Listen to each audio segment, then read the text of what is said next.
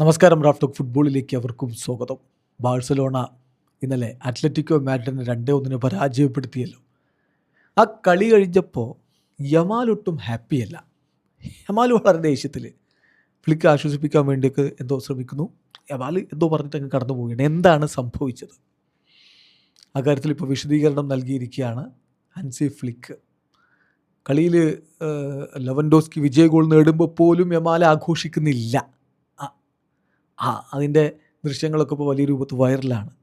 എന്തെങ്കിലും പ്രശ്നമുണ്ടോ യമാലും മറ്റ് സഹതാരങ്ങളും എന്നൊക്കെയാണ് പലരും ചികഞ്ഞ് അന്വേഷിക്കുന്നത്. അങ്ങനെയൊന്നും പോകേണ്ടതില്ല, അതല്ല പ്രശ്നം എന്ന് ഹൻസി ഫ്ലിക്ക് തന്നെ പറയുന്നു. കളിക്ക് ശേഷം ഹൻസി ഫ്ലിക്ക് പറയുന്നു, യമാൽ കുറച്ച് ആംഗ്രി ആയിരുന്നു.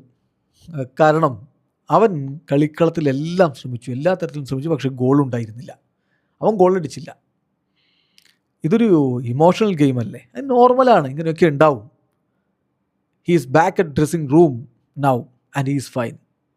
ഇപ്പോൾ ഡ്രസ്സിംഗ് റൂമിൽ അവൻ എത്തി, വളരെ ഫൈനാണ്, അവൻ പ്രശ്നങ്ങളൊന്നുമില്ല എന്ന് തന്നെ ഹൻസി ഫ്ലിക്ക് പറയുന്നു. ഗോളുണ്ടായിരുന്നില്ല, അസിസ്റ്റ് ഉണ്ടായിരുന്നില്ല ഇന്നലെ യമാലിൽ നിന്ന്. പക്ഷേ യമാൽ മികച്ച പ്രകടനം തന്നെയാണ് നടത്തിയിരിക്കുന്നത്. അപ്പോൾ അതിനൊരു ഫ്രൂട്ട്ഫുള്ളായിട്ടുള്ള റിസൾട്ട് വരാത്തതിൻ്റെ ഒരു പ്രതികരണമാണിത് എന്നാണ് ഫ്ലിക്ക് പറയുന്നത്.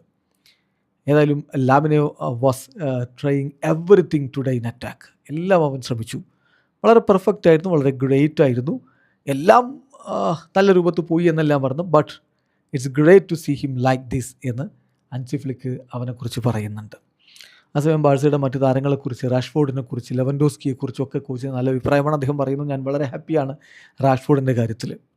അദ്ദേഹത്തിൻ്റെ ക്വാളിറ്റി അദ്ദേഹം കാണിച്ചു, ഇമ്പോർട്ടൻ്റ് ആയിട്ടുള്ള ഗോൾ അദ്ദേഹം നേടി. അദ്ദേഹത്തിൻ്റെ ഫ്യൂച്ചറിനെ കുറിച്ച് എനിക്കിപ്പോൾ ഒന്നും പറയാൻ പറ്റില്ല. നമ്മൾ ഈ സീസണിൻ്റെ അവസാനം വരെയുള്ള കളികളിൽ മാത്രമാണ് ഇപ്പോൾ കോൺസെൻട്രേറ്റ് ചെയ്തിരിക്കുന്നത്. അതുപോലെ തന്നെയാണ് റോബർട്ട് ലെവൻഡോസ്കിയുടെ കാര്യത്തിലും എനിക്ക് പറയാനുള്ളത് എന്നുകൂടി കോച്ച് പറയുന്നു. വീഡിയോ അവസാനിക്കുന്നു. ഫുട്ബോൾ ലോകത്തെ കൂടുതൽ വിശേഷങ്ങളുമായി റാഫ് ടോക്സിൽ എത്താം.